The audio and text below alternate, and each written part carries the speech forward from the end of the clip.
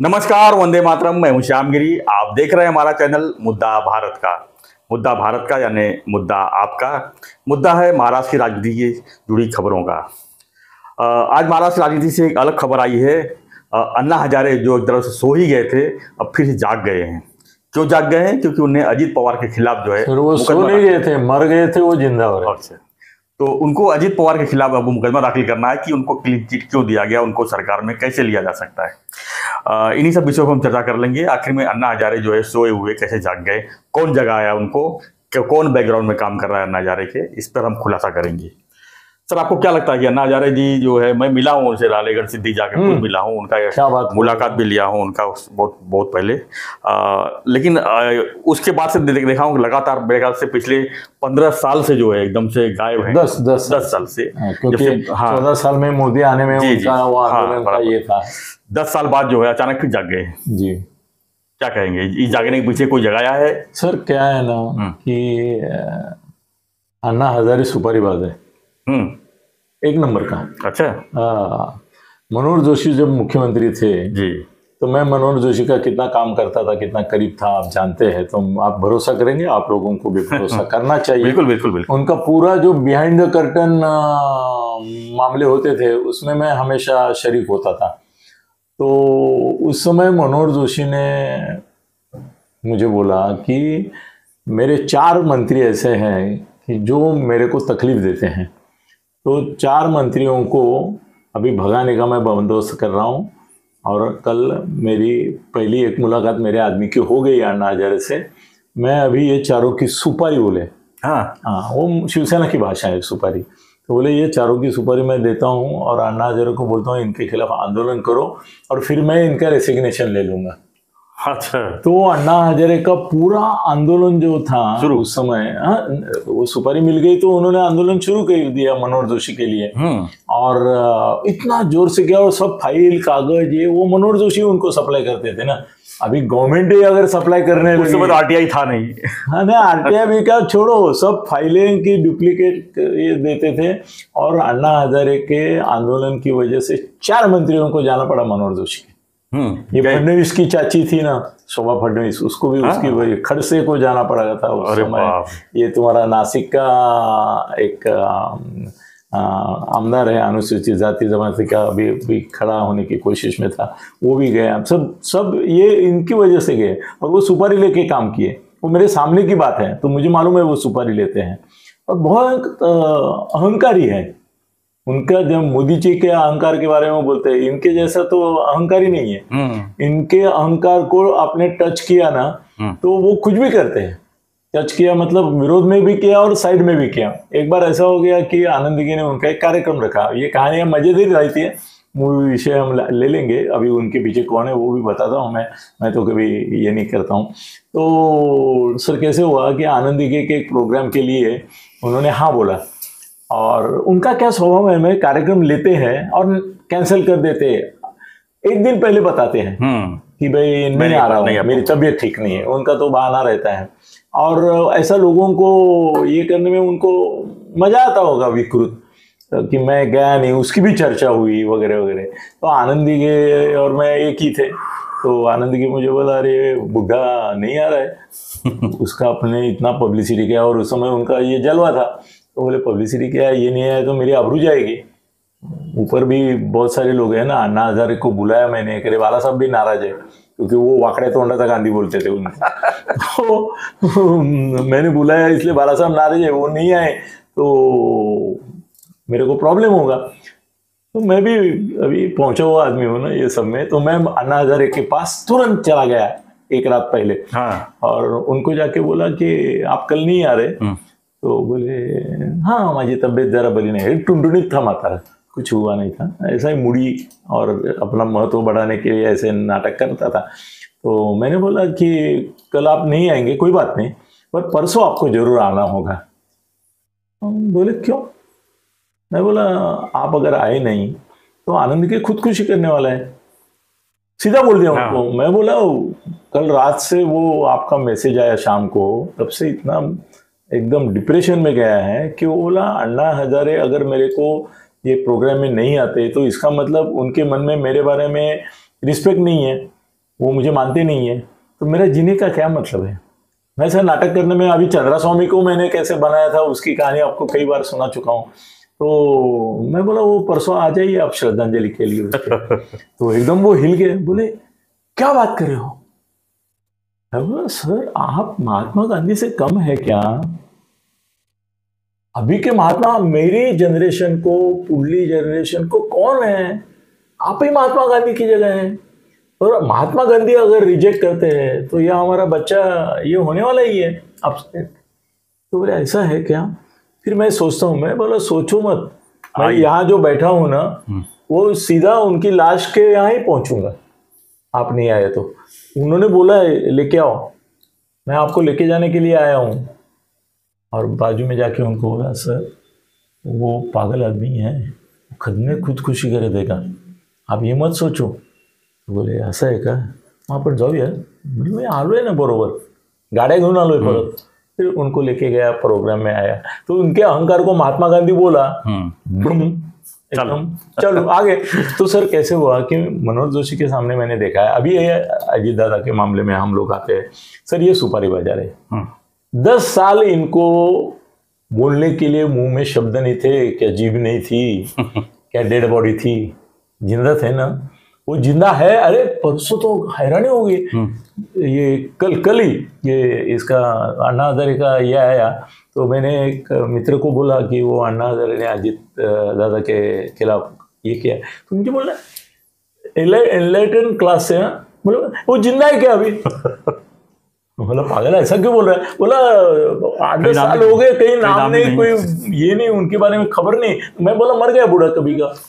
मैं बोला नहीं, वो उनका एक मरने का तरीका है, वो उसी समय वो करके ही मरेंगे, उनको उपोषण में ही मरना है। उन्होंने तय, उन्होंने खुद बताया, यहाँ आए थे आनंद जी के यहाँ ना, तो बोले मैं 100 उपोषण करना का रिकॉर्ड बनाऊंगा और बाद में मैं मरूंगा तो ऐसा नेचुरल डेथ में नहीं मरूंगा, मैं किसी एक बड़े इशू पे उपोषण करके ही मरूंगा, ऐसा भी बोला था। वो उनका ये है, उनका ये है। तो ऐसा है कि अभी वो जाग गए, 10 साल बोले नहीं।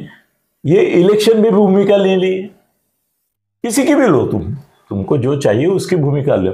जनरली ये क्या करते हैं कि अपना, इनको चुतिया बनाने वाले निकले कौन में? केजरीवाल, ये उनका बाप निकला। यस, ये केजरीवाल को बहुत गाली देते हैं। हाँ। भाई एक जमाना था कि केजरीवाल इनका गोद में लिया वो बच्चा था, उसी को गाली देते हैं अभी, और इतना गाली देते, गंदा गंदा गाली, वो भी पहुंचे हुए हैं।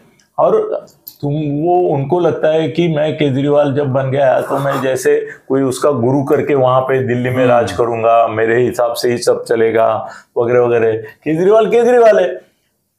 जिस दिन वो सत्ता पे आया उस दिन उसको उठा के डस्टबिन में डाल दिया, उनको पीछे देखे भी नहीं अन्ना जी अन्ना जी गए, अन्ना का बनना हो गया। तो जनरली क्या होता है मालूम है कि उस समय बीजेपी सत्ता में आने में इनका भी सहयोग है, अपने को मान्य करना पड़ेगा, आंदोलन का। और यूपीए की सरकार गई मनमोहन की, वो भी इनके आंदोलन को जो हवा मिली मीडिया से, पूरे देश से, हाँ, मीडिया से मिली, देश में फैल गया, मैं अन्ना हूँ। अभी एक आदमी कोई टोपी पहन के अन्ना हूँ करके निकलेगा, लोग गाली देंगे, तुम साला अन्ना है क्या? कितनी टोपी बिक गई, कितनी टोपी, अरे उसमें लाखों का व्यवहार हो गया होगा वो टोपी वालों का।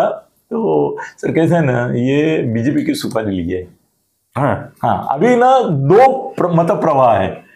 एक मत प्रवाह ऐसा है, मतलब एक न्यूज मेरे पास ऐसी है कि ये शरद पवार की सुपारी है। अच्छा, हाँ, अजीत दादा को वो शांति नहीं चाहते थे ना। अभी कैसे है ना, उनकी बीवी कैबिनेट मंत्री बन रही है अजीत दादा की, फिर लोकसभा गई तो क्या हुआ, राज्यसभा में उन्होंने बिठा दिया, हार के भी जीती है। हाँ, हार के भी जीते, बहुत सुंदर वाक्य आपने डाला। तो ऐसा हुआ है कि अभी शरद पवार बेचैन है कि इसको तो हराने के बाद भी इसने दिल्ली में अपना चक्कर चलाया। वो कैसे चलाया मालूम है कि वहां पे ना अमित शाह उनके गॉडफादर है अजीत दादा के, और उनके विलन कौन है उनकी जिंदगी में? 2। कौन? एक देवेंद्र फडणवीस और एक शरद पवार। लोगों का डाउट है कि ये हमेशा बीजेपी के इंटरेस्ट में काम करते हैं।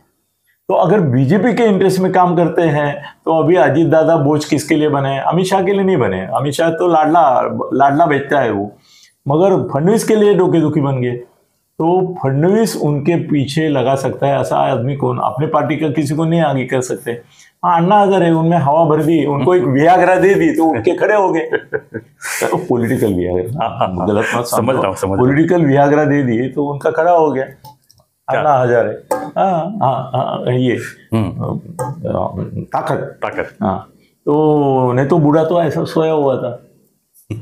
तो अभी दो प्रवाह हैं। एक लोग बोलते हैं कि शरद पवार की सुपारी है अजीत दादा को शर देने के लिए, और दूसरे बोलते हैं देवेंद्र फडणवीस की सुपारी है क्योंकि बीजेपी के इंटरेस्ट में फडणवीस चाहते कि ये दूर जाए अजीत दादा, जितना दूर जाए, बाहर निकले, खुद ब खुद ऐसी परिस्थिति निर्माण कर रहे हैं कि भुजबल एक सुपारी भुजबल बजा रहा है फडणवीस बजा रहे कि नहीं? बजा रहे। हाँ, एक सुपारी भुजबल बजा रहे तो वो कम पड़ रही, तो एक नैतिक सुपारी भी देनी जरूरी थी, तो इनको खड़ा किया। अरे अचानक ख्वाब से जागा हुआ आदमी जैसे बोलते हैं कि मैं इसके खिलाफ, अभी वो मामला सुप्रीम कोर्ट तक गया हुआ है, सब गया है, बाद में ये क्लीन चिट आई है।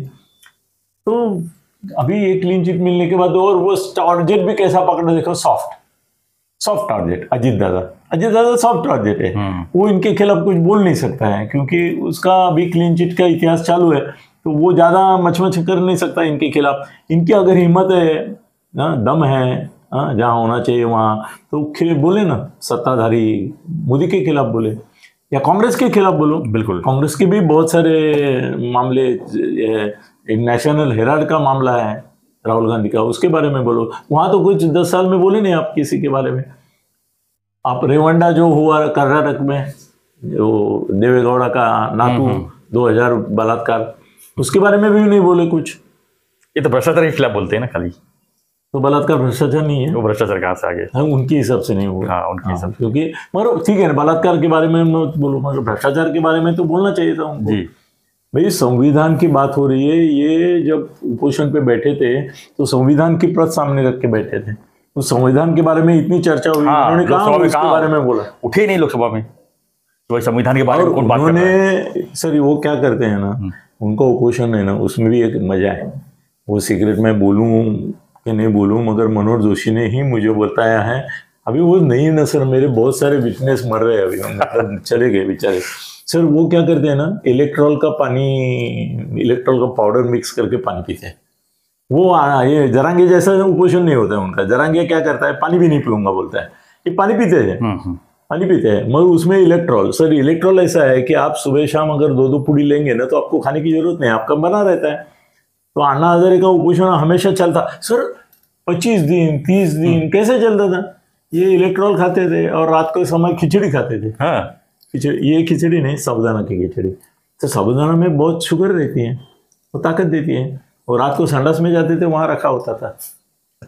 क्या क्या बातें बताऊं सर, उनके साथ में जो थे और अभी जो दूर हुए हैं ना, ऐसे लोगों के अन्ना के बारे में वीडियो देखिए। आपको एक सजेशन देता हूँ, राजू परुड़ेकर नाम का एक बुद्धिमान बुद्धिशाली वक्ता है हमारा, ये भी है, विश्लेषक भी है। अच्छा। उसका चैनल भी है सर। उसने ये सब इनके अन्ना हजारे की ऐसी पोल खोली है ना, बाबा वस्त्र हरण कर दिया है।